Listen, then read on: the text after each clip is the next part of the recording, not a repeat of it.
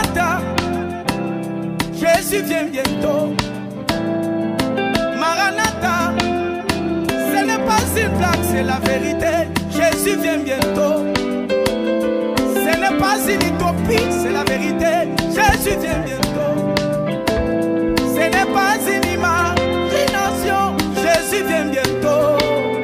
Car Maranatha Wanwe. Maranatha Wanwe. Vous acceptez qu'il a créé les cieux et la terre, mais vous niez Maranatha.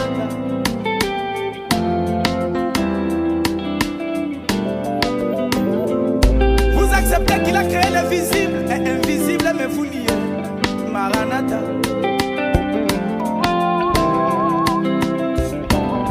Attention, c'est un Dieu qui a la capacité de sécher tous les océans et tous les fleuves du monde. Amen. Acclamons royalement le Seigneur. Acclamons royalement le Seigneur. Il est tellement merveilleux.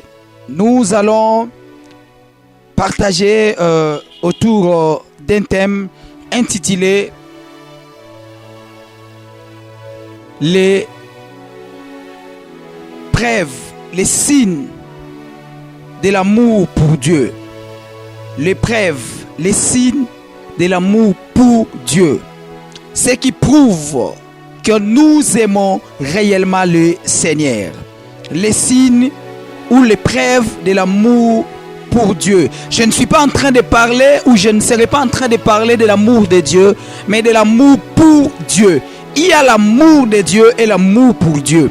L'amour de Dieu, c'est ce que Jean 3,16 nous dit. Car Dieu a tant aimé le monde, il a donné son Fils unique, afin que quiconque croit à lui ne périsse point, mais qu'il ait la vie éternelle. La Bible nous parle de l'amour de Dieu. Dieu a aimé le monde et il a envoyé son Fils unique.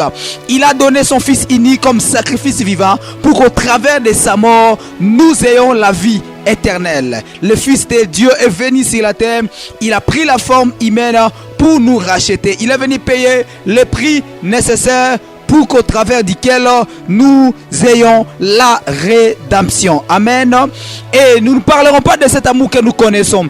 Souvent nous vous enseignons, nous vous prêchons, nous vous parlons de l'amour de Dieu, l'amour de Dieu, l'amour de Dieu, l'amour de Dieu. Nous avons tous les enseignements possibles autour de l'amour de Dieu. Nous avons des preuves de l'amour de Dieu. Avoir tout simplement le souffle de vie que tu as est un signe que Dieu existe, Dieu t'aime beaucoup.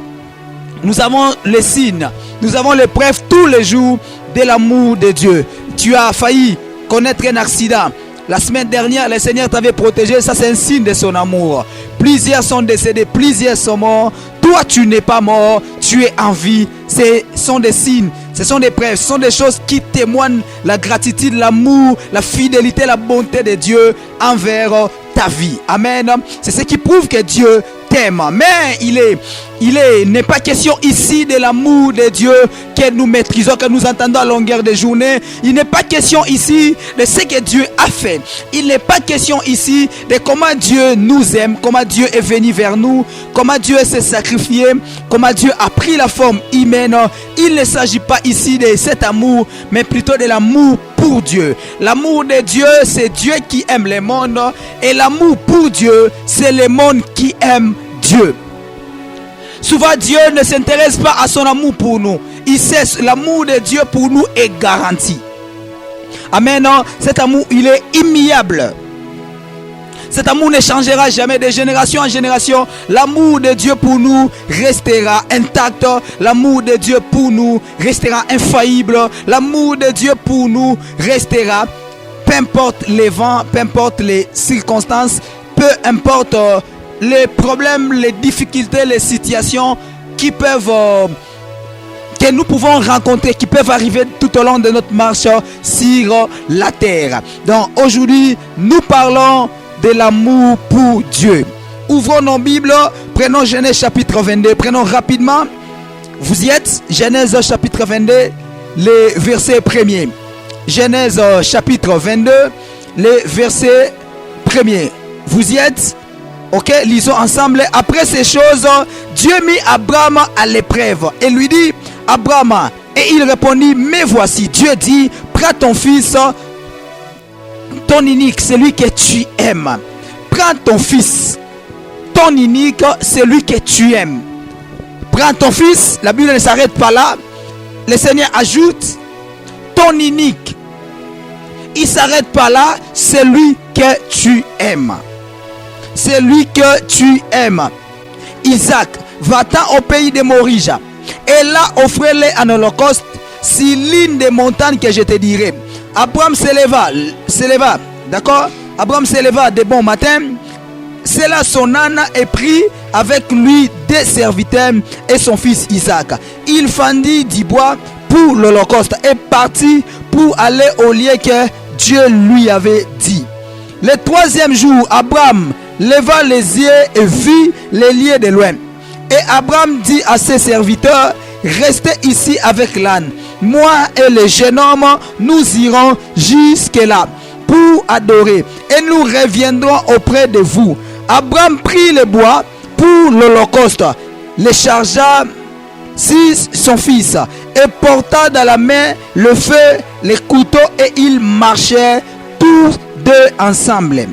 Alors Isaac parla à Abraham son père, dit, mon père, et il répondit, mais voici mon fils.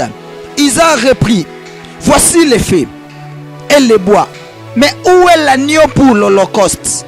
Abraham répondit, mon fils, Dieu se pourvoira lui-même de l'agneau pour l'holocauste. Et ils marchèrent tous les deux ensemble. Lorsqu'il fut arrivé au lieu que Dieu lui avait dit, Abraham y éleva un autel et rangea les bois, lia son fils Isaac et les mit sur l'autel par-dessus les bois. Puis Abraham étendit la main et prit le couteau pour égorger son fils. Alors l'ange de l'Éternel appela des cieux et dit, Abraham, Abraham, et il répondit, me voici. L'ange lui dit, n'avance pas ta main sur l'enfant et ne lui fais rien, car je suis, car je sais maintenant que tu crains Dieu et que tu ne m'as pas refusé ton fils, ton unique. Abraham leva les yeux et vit derrière lui un bélier retenu dans un buisson par les cornes. Et Abraham alla prendre le bélier, Abraham alla prendre le bélier et l'offrit en holocauste à la place de son fils. Que le Seigneur bénisse sa parole. Les signes de l'amour pour Dieu. Les signes de l'amour pour Dieu. L'épreuve de l'amour pour Dieu. En d'autres termes, ce qui témoigne notre amour pour celui qui nous a rachetés. Ce qui témoigne notre amour. Nous allons aujourd'hui nous asseoir autour d'un sous-thème intitulé les sacrifices. Nous parlerons des sacrifices. Bien-aimés frères et sœurs, les sacrifices est l'un des signes qui témoigne notre amour pour Dieu. Comme vous le savez bien, le Seigneur a aimé Abraham. Il a dit à Abraham, Abraham, va-t'en de ton pays, de ta patrie. Va là où je t'enverrai. Sors de la maison de ton père, va là où je te dirai. Abraham n'a pas hésité une fois. Même une seconde, il n'a pas hésité. Il est parti là où il ne maîtrisait pas encore. Il s'est élevé par la foi. Il a pris la résolution d'écouter la voix qui l'appelait et de suivre Dieu. Il est parti pour une destination qu'il ne connaissait pas encore. Tout au long de sa vie, sa femme a eu un problème de stérilité. Vous le savez mieux que moi. Nous avons tous lu cette histoire et on en parle jusqu'aujourd'hui que sa femme a conçu. Sa femme a eu un enfant à l'âge de 90 ans. C'est quelque chose que nous maîtrisons. Imaginez que la femme d'Abraham a eu du temps pour tomber enceinte. Elle a souffert pendant beaucoup de temps. Elle ne tombait pas enceinte. La Bible, parlant de cette femme, on dit qu'elle était stérile. Cette femme était stérile. À un moment, elle s'était décidée même de prendre sa servante, la donner à son mari, peut-être au travers de sa servante. Elle aura des progénitures. Elle aura d'enfants. Selon le contexte de l'époque, si la maîtresse ne tombe pas enceinte, sa servante pourrait tomber enceinte. Et tout enfant d'un serviteur ou d'une servante à la maison revenait naturellement au propriétaire de la maison. Donc lorsqu'un esclave avait un enfant, ce n'était pas l'enfant de l'esclave, mais l'enfant devenait naturellement, automatiquement, l'enfant de celui du maître. Et ici, Agar tombe enceinte. Il va tomber enceinte, elle regarde sa maîtresse avec mépris. Et là, quand Ismaël est né après un temps, Sarah prend la résolution, la décision de chasser, demandant à son mari de chasser Agar et son enfant. Selon la promesse de Dieu, à un moment, Abraham dit à Dieu, Genèse 15, Abraham dit à Dieu, mais je vais mourir bientôt sans enfant. C'est Eliezer de Damas qui sera mon successeur ou qui? Dieu lui dit, non, ça ne sera pas lui. Ça ne sera pas Eliezer de Damas. Mais par contre, un enfant naîtra de toi. Un enfant sortira de tes entrailles. Et c'est cet enfant-là, c'est lui qui deviendra ton successeur. C'est lui qui te remplacera. Abraham dit, ok, d'accord. Abraham patienta longtemps, attendant l'arrivée d'Isaac, l'enfant de la promesse. Comme vous le savez, un jour, Abraham dans sa maison avec sa femme et ses serviteurs, il voit des hommes passer. Il est allé auprès de ces hommes-là. Et parmi ces hommes, il y avait Dieu au milieu. Il dit, mais vous passez comme ça, pourquoi venir chez moi chercher à manger? Je vous donnerai à manger, je vous donnerai de l'eau. Ils sont venus, je vous épargne les détails. Sarah est tombée enceinte. Et là, il y a un enfant du nom d'Isaac, l'enfant de la promesse. L'enfant est censé remplacer Abraham, continuer avec l'alliance de l'Éternel. Un jour, le Seigneur apparaît à Abraham.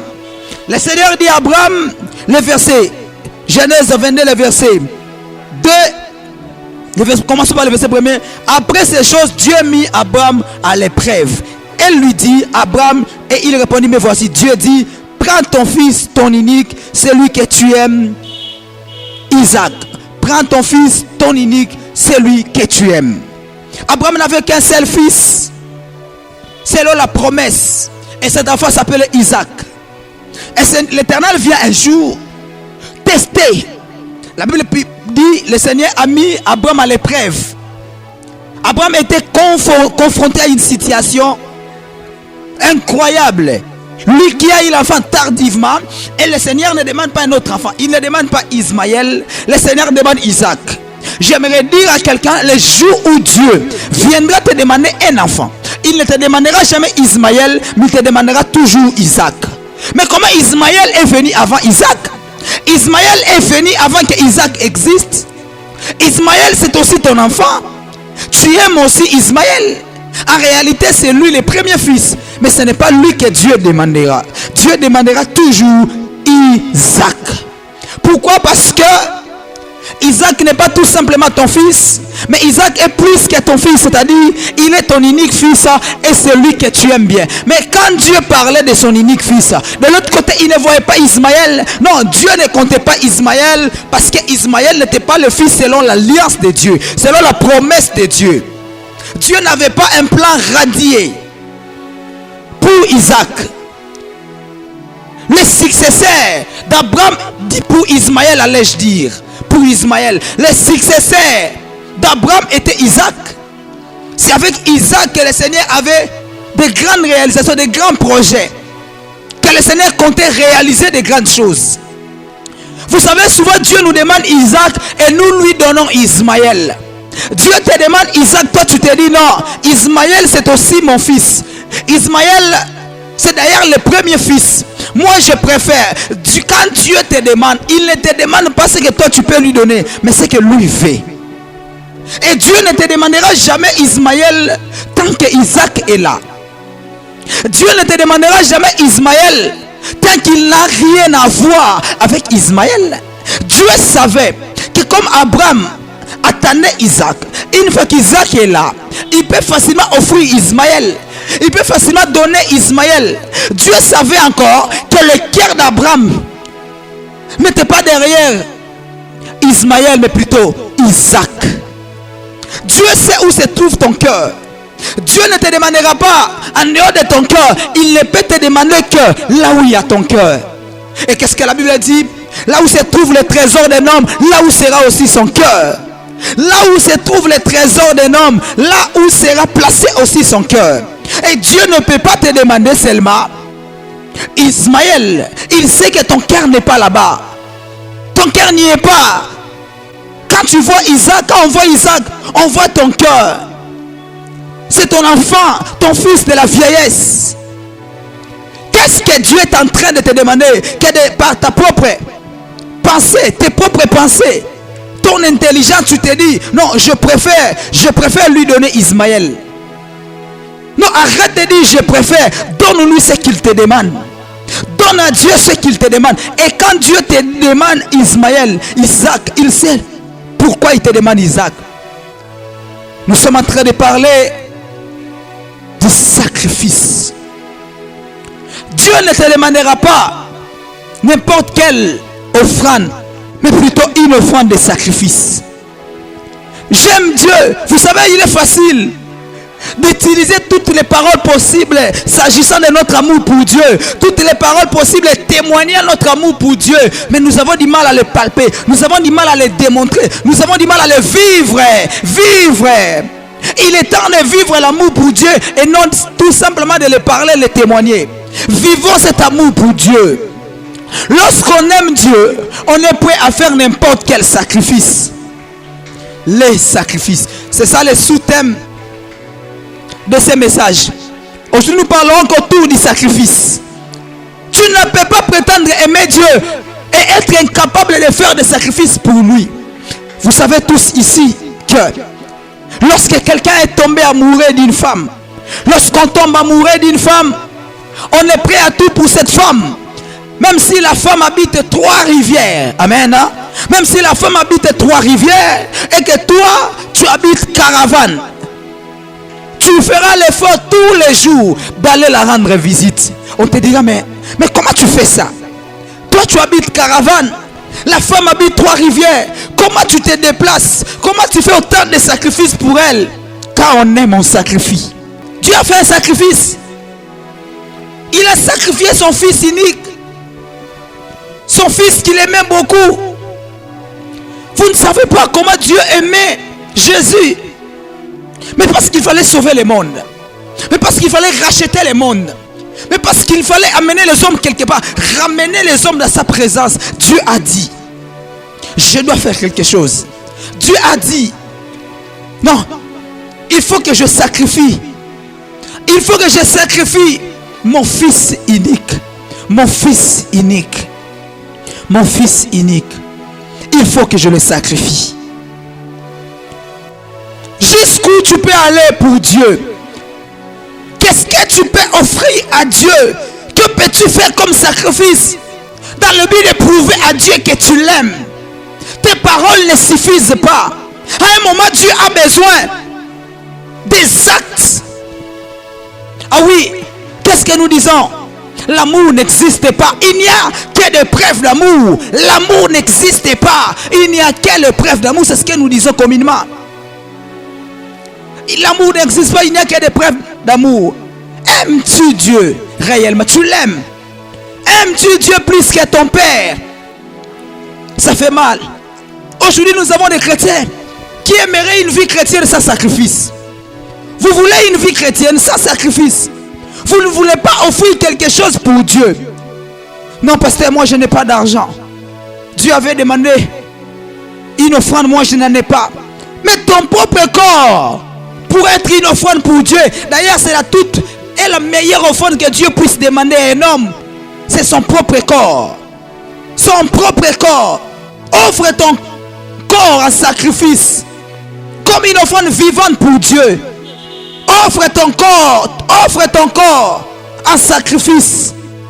Dis à Dieu, je t'aime, je me donne tout à toi. Fais de moi ce que tu voudras. Je t'aime beaucoup, mais je suis là. Aujourd'hui, quand on organise des veillées de prière, il y a des gens qui ne viennent pas. Non, pasteur. Pasteur, moi dormir à l'église. Ah non. Non, je ne saurais pas. Pasteur, j'aime bien cette église. J'aime bien les ouvriers. Je vous aime beaucoup, mes enfants. J'aime bien les ouvriers de cette église. Vous savez pourquoi je vous aime beaucoup? Je vous aime parce que ici à la Réforme, nous n'arrivons pas à faire un mois sans une retraite. Ici à la Réforme, c'est après une semaine que nous avons une retraite. Une semaine, une retraite. Une semaine, une retraite.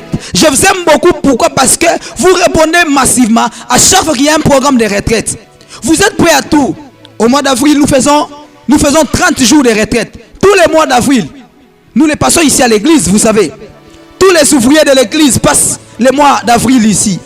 Nous, en état de jeûne, hein, nous faisons une retraite d'un mois. Du 1er au 30 avril, nous dormons ici à l'église, nous prions. Et quand on a des activités, quand on a une campagne, quand on a des croisades, nous faisons des fois 2 mois à l'église. On dort qu'ici. Il fait froid. Il y a des moustiques. Mais on est prêt à tout pour Dieu. On est prêt à sacrifier notre corps. On est prêt à sacrifier notre corps pour Dieu. Jusqu'où tu peux aller pour Dieu? Que peux-tu faire pour prouver à Dieu que tu l'aimes? Il n'y a pas d'amour sans sacrifice. Le tout premier signe de ton amour pour Dieu, c'est le sacrifice que tu peux faire pour Dieu. Ton niveau de sacrifice, le niveau de sacrifice est proportionnel à ton amour pour Dieu. Ah oui? Ah oui, le niveau de sacrifice qu'un homme puisse faire pour Dieu est proportionnel à son amour pour Dieu. Est-ce qu'il y a quelqu'un qui aime Dieu ici? Est-ce qu'il y a quelqu'un dans cette église qui aime Dieu plus que tout? Nous aimons l'argent, nous aimons les mariages, nous aimons les succès. Il est temps, frères, sœurs, de mettre tout de côté et de tomber amoureux de Jésus. Tombons amoureux de Jésus. Pas d'abord ce que Jésus donne, mais lui, la personne. Qu'est-ce qui arrive? Qu'est-ce qui arrive quand une femme a un homme qui comprend que la femme ne l'aime pas, mais plutôt la femme aime son argent? Qu'est-ce qui arrive le jour où ton homme découvre que tu ne l'aimes pas? C'est l'argent que tu aimes. Qu'est-ce qui arrive le jour où ton mari découvre ce n'est pas lui la personne que tu aimes, mais c'est plutôt son argent, plutôt ses avoirs, plutôt sa richesse? L'église aujourd'hui est amoureuse non de Jésus, mais de ce que Jésus donne.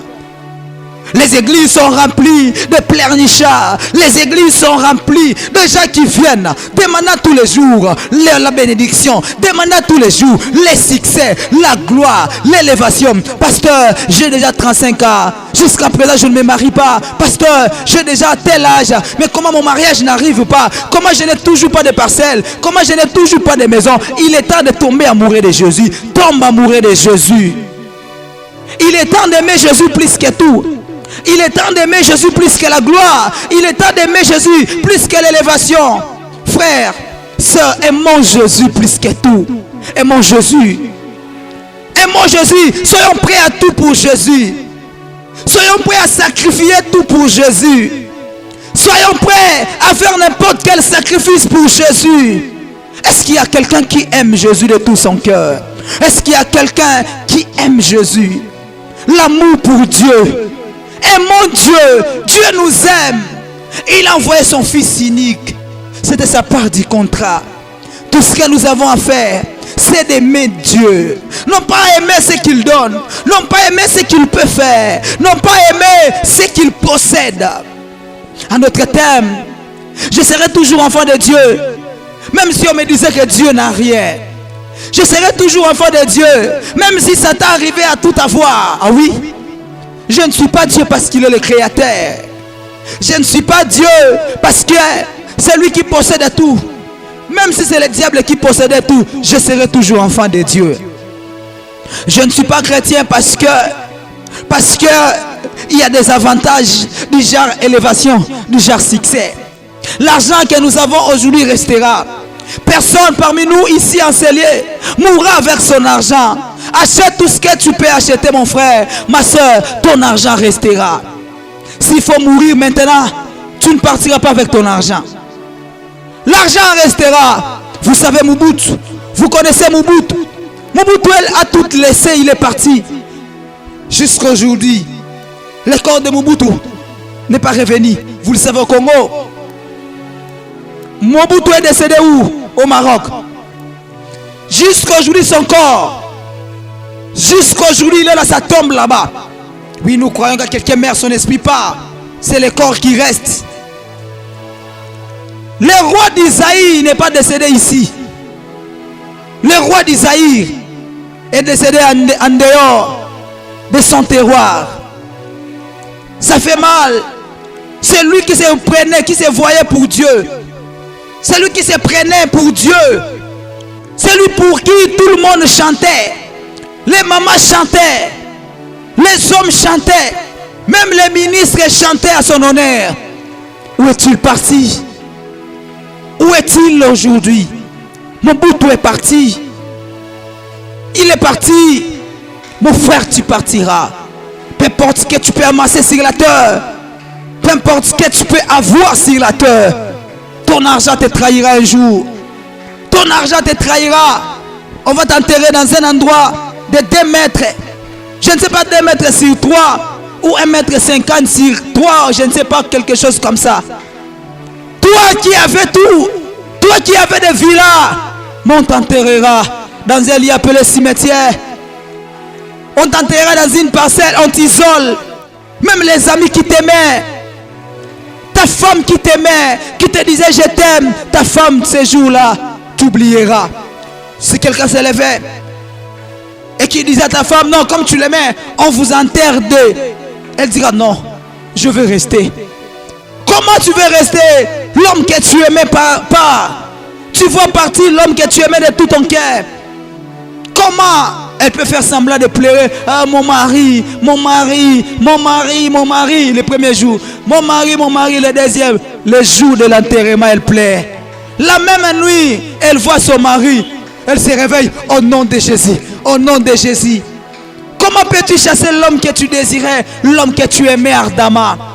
C'est ça l'amour de ce monde.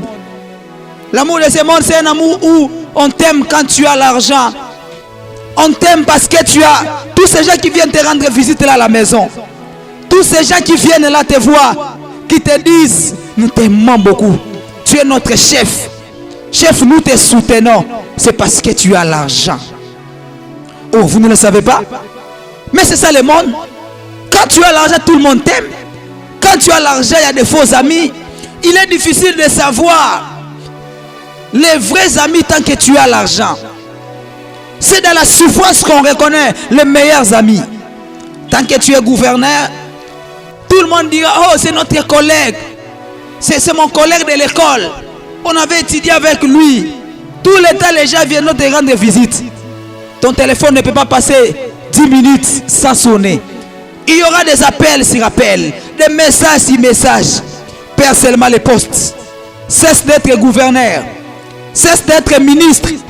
Cesse d'être chef de division. Cesse d'être maire de la ville. Tous ces gens qui t'appelaient matin, midi, soir, cesseront aussi de t'appeler. C'est ça le monde. Tous ces gens qui te soutenaient, tous ces gens qui t'appelaient les nôtres, malheureusement t'oublieront. Le monde est si méchant. Comment les gens sont tellement ingrats comme ça? Comment les gens sont ingrats? Oui, c'est ça le monde. C'est ça le monde. Le vrai amour, c'est l'amour de Jésus. Le vrai amour, c'est l'amour de Christ. Le vrai amour, c'est cet amour. Cet amour inconditionnel. Cet amour si fort. Cet amour qui a suivi Lazare dans la tombe. Jésus, il sent déjà. Christ a dit, où l'avez-vous mis? Je sais qu'il sent déjà. Mais où l'avez-vous mis? Où l'avez-vous mis? Vous l'avez mis où? Jésus est le seul qui marchera avec toi. Même quand tout le monde te laissera. Jésus est le seul qui ne t'abandonnera jamais. Jésus est le seul qui ne te laissera jamais. Jésus est le seul qui sera toujours là avec toi. Il est le seul qui marchera avec toi, peu importe les moments. Tout ce que tu as fait en retour, c'est de l'aimer. L'aimer sincèrement. Sincèrement, sincèrement. Le signe de l'amour pour Dieu. L'amour pour Dieu. Le tout premier signe, c'est le sacrifice. Si réellement tu aimes Jésus, si réellement tu aimes Dieu, quel sacrifice es-tu prêt à faire pour lui? Il a dit à Abraham, donne-moi ton fils, ton unique fils, celui que tu aimes. Est-ce qu'il y a un païen qui me suit? Est-ce qu'il y a quelqu'un qui reconnaît l'œuvre de la croix ici? Est-ce qu'il y a quelqu'un qui n'a jamais reçu Christ dans sa vie? Accepte de lui donner ta vie. Prends la résolution de sacrifier ton corps. Sacrifier ton corps signifie tu as du mal à vivre sans un homme, mais pour Jésus tu le fais. Sacrifie ton corps signifie tu as du mal à faire une semaine, 2 semaines. Ça coûte coucher avec une femme, tu le fais, non pas parce que tu le veux, mais parce que Jésus le veut. Que peux-tu sacrifier pour Dieu? Sacrifie ton corps, sacrifie ton corps. Tu as du mal à passer toute une semaine sans prendre de l'alcool. Sacrifie cette envie, sacrifie ces désirs pour Jésus. Il t'aime, tu le sais. Il t'a prouvé plusieurs fois. Pasteur, moi Jésus m'aime beaucoup. Pasteur, moi Dieu m'aime. Oui, tu le sais, tu le témoignes qu'il t'aime. Il ne suffit pas de prononcer 3-4 simples phrases prouvant que tu reconnais son amour. Mais vie, c'est là. Il t'a aimé, oui. Mais est-ce que toi tu l'aimes aussi? Est-ce que tu l'aimes aussi? Église, aimons Jésus. Aimons Jésus. Aimons Jésus. Aimons Jésus. Vous savez, il est facile d'aller dans un bar, acheter 5 casiers, 10 casiers, mais il est difficile d'acheter même une chaise de l'église.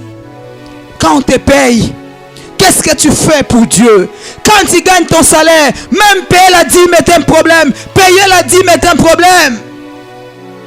J'ai parlé de premier sacrifice, sacrifice corporel. Là, tu sacrifies toi-même. Tu sacrifies ton corps. Tu sacrifies ton âme. Tu te donnes corps, âme, esprit à Dieu. Et deuxième sacrifice, sacrifice matériel. Sacrifice, troisième sacrifice, sacrifice financier. Peu importe sacrifice, ça peut être matériel, ça peut être financier. Au-delà du sacrifice de ton propre corps, mais tu peux sacrifier ce que tu gagnes. Tu peux sacrifier pour Dieu et ton argent. Quand on te paye, la première pensée, je paierai les frais scolaires de mon fils. Je paierai les frais académiques de ma fille. Je paierai les loyers. Je ferai ceci, cela. Quand est-ce que Dieu entrera aussi dans ton budget mensuel? Quand est-ce que Dieu entrera aussi dans ton budget mensuel? C'est-à-dire, tu fais ton budget, tu te dis, c'est moi ici, quand on me paiera 500 000, j'enlèverai premièrement 50 000 de la dîme. Je paierai la dîme. Je resterai avec 450 000. Je paye les loyers 50 000. Je reste avec 400. Dans les 400, je prendrai encore 100 000. J'achèterai les chaises de l'église. Qu'est-ce que tu fais pour Dieu? Que fais-tu pour Dieu? Il t'aime, tu le sais. Il a pris ta place à la croix du calvaire, tu le sais. Mais que fais-tu pour lui en retour? En retour, tu fais quoi? Comment ça te fait quand tu arrives à l'église? Tu vois que l'église a des problèmes de chaises. Nous avons des problèmes de chaises ici. Oui, la réforme, nous avons des problèmes de chaises ici, vous savez ça. Que nous avons des problèmes de chaises ici. Mais qui peut se dire, c'est moi ici, quand on va me payer, j'achèterai 5 chaises pour l'église.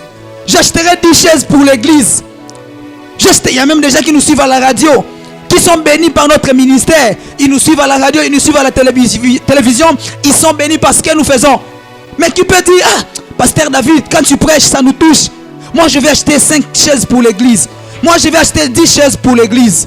Ça me fait des fois mal. On organise des campagnes où vous vous dites, mais on aurait pu voir tout le monde venir nous dire, Pasteur, nous allons vous accompagner. Pasteur, nous ferons ça. Pasteur, nous allons vous soutenir. Mais les gens ne le font pas. Ils sont où? Ils sont dans des bars. Ils sont où? Ils sont dans des boîtes de nuit. Ils sont où? Ils sont derrière les copines.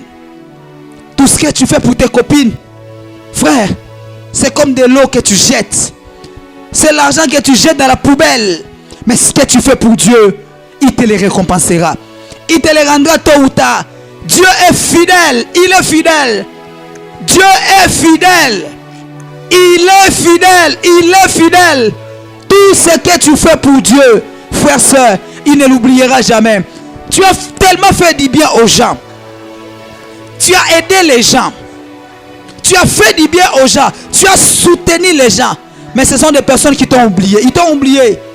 Ils t'ont enterré. Ils sont ingrats. Mais il y a quelqu'un qui n'est jamais ingrat. Qui ne le sera jamais. Il s'appelle Jésus. Tout ce que tu fais pour lui, il ne l'oubliera jamais.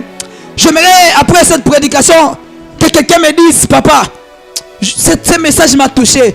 Je vais acheter pour l'église 5 chaises. Pasteur, papa, je n'ai pas d'argent. J'achèterai une seule chaise à la fin du mois. Je ne saurais pas acheter pour l'église 10 chaises. Une seule chaise aujourd'hui, c'est combien? C'est 20 000 francs. C'est quelque chose de 20 000. même pas 10 $, 20 000 francs. Tu peux te dire, papa, je vais acheter une seule chaise pour l'église. 20 000 francs à la fin du mois. Tu peux te dire, papa, à la fin du mois, je vais acheter 3 chaises. Tu ne les fais pas pour le pasteur, mais tu les fais pour Dieu parce que tu l'aimes. Si aujourd'hui ta mère tombait malade, tu ne seras pas à mesure de sacrifier 20 000 pour elle.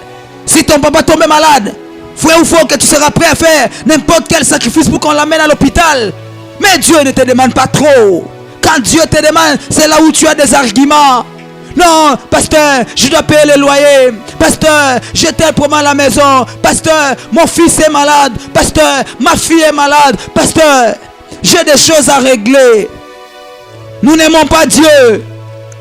Nous connaissons ce que Dieu a fait pour nous, mais nous avons du mal. Nous, on a du mal à reconnaître ce qu'il a fait pratiquement. C'est-à-dire, prendre la résolution de sacrifier quelque chose. Abraham aimait beaucoup son fils Isaac. Mais comme c'était Dieu qui l'avait demandé, il s'est dit, je sacrifierai Isaac. Qu'est-ce que tu aimes de plus dans ta vie? Qu'est-ce que tu aimes le plus? Sacrifie ça pour Dieu. Es-tu prêt à sacrifier ton salaire de ces mois pour Dieu? Es-tu prêt à aller auprès de ton pasteur? Lui dit, pasteur, à chaque fois quand on me paye, j'achète les vêtements. Quand on me paye, je fais ceci, cela. Mais c'est moi ici, j'achèterai les instruments de l'église. C'est moi ici, je prendrai mon offrande. Je prendrai mon salaire. J'achèterai autant de chaises à l'église. Ah oui, c'est ça aussi aimer Dieu. L'amour. L'amour n'existe pas. Ce ne sont que les preuves d'amour qui existent. C'est ce que vous dites. Les preuves d'amour. Les preuves d'amour. Les signes d'amour. Il n'y a pas d'amour sans sacrifice. J'ai connu un frère qui échangeait avec sa copine des fois de minuit à 4 heures au téléphone. Je me dis, comment quelqu'un peut causer avec sa copine de minuit à 4 heures au téléphone sans toutefois se fatiguer? Je me dis, mais c'est pas possible. Comment quelqu'un peut causer avec sa copine pendant 4 heures? Il a sommeil, mais l'autre a encore besoin de lui. Il a sommeil, mais sa copine, son copain a encore besoin de lui. Il continue. Il continue à échanger, à causer avec lui. C'est ça, aimer. Aimer, c'est faire le sacrifice. Aimer, c'est accepter de ne pas manger et de nourrir l'autre. Aimer, c'est d'accepter de ne pas avoir les vêtements, mais de l'offrir à l'autre. C'est ça, aimer. L'amour pour Dieu, le signe de l'amour pour Dieu. Ce qui témoigne notre amour pour Dieu. Il n'y a pas d'amour sans sacrifice. Aimer Dieu égale être prêt à sacrifier quelque chose pour lui. Aimer Dieu égale être prêt à sacrifier sa vie pour lui. Lorsqu'on lit la Bible, on voit une veuve appelée veuve de Sarepta. Cette veuve n'avait qu'une petite partie de farine, quantité de farine. Elle s'est dit, je prépare cette partie de farine.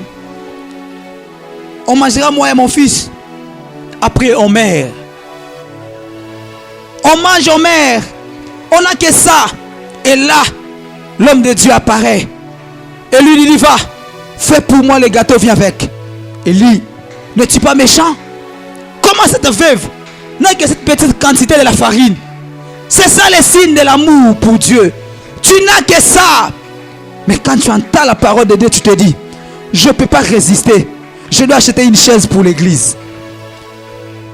Ça vous fait comment? Quand pendant 3 mois tu gagnes de l'argent mais tu ne fais rien pour Dieu. Ça te fait comment quand tu vois les païens? Les païens sont reconnaissants, hein, les païens, ils sont reconnaissants. Les jours où on paye un païen, il est reconnaissant. Premier endroit, bar, il part dire merci au diable. Ah oui, les païens sont reconnaissants. Les païens ne sont pas ingrats comme nous, ils sont reconnaissants.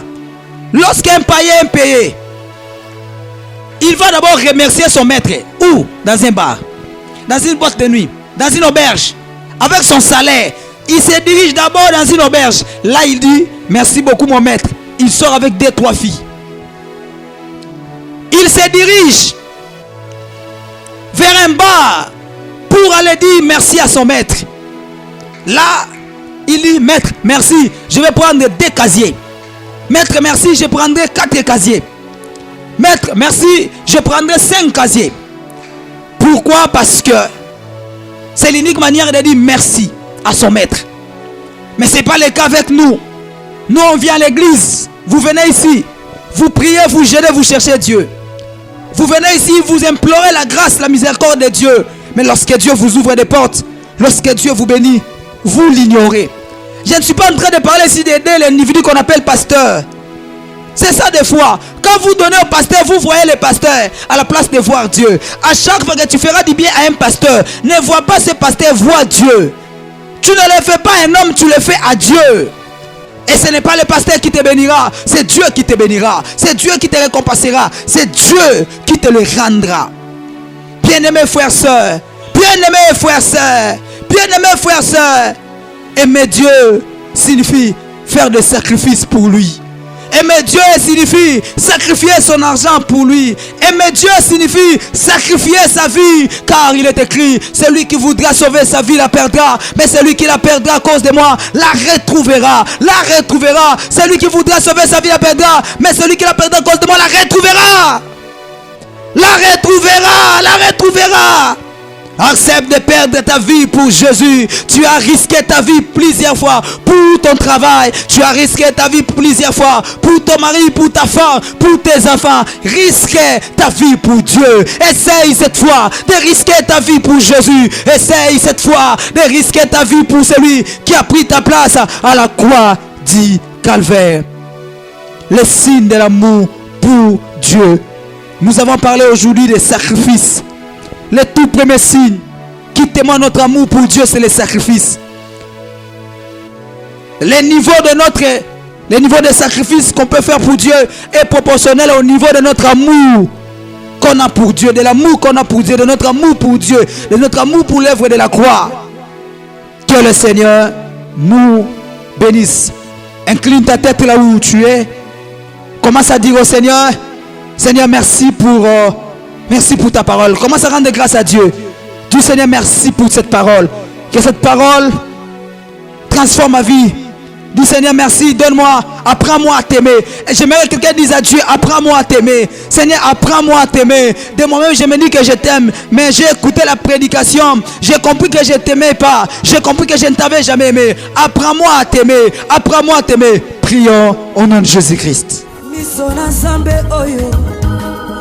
Monaka oyo bato bako monaka teo wana eko tambolaka ngai zalaka liboso na ngai miso na Nzambe oyo emonaka oyo bato bako monaka teo wana eko tambolaka nga papa zalaka liboso na ngai Nzambe batelaka ngai Nzambe batelaka tango nyonso Yesu